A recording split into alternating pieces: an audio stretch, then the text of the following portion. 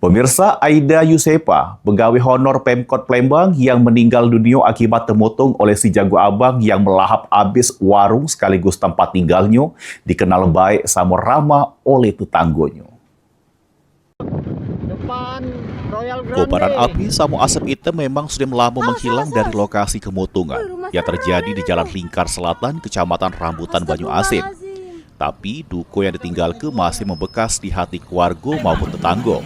Pemotongan yang terjadi pada minggu lalu tadi merenggut nyawa Aida Yusepa yang merupakan pegawai honor di Pemkot Palembang.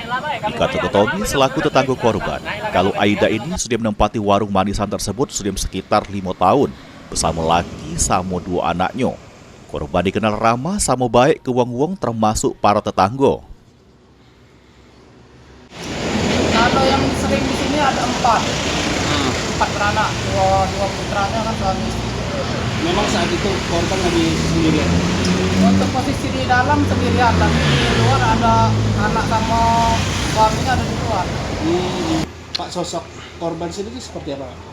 Kalau kami di sini sih ramah, kami di sini ramah. Baik kok ya. Memang jualan kelontong ya, semaku itu ya. Iya, memang jualan toko manisan.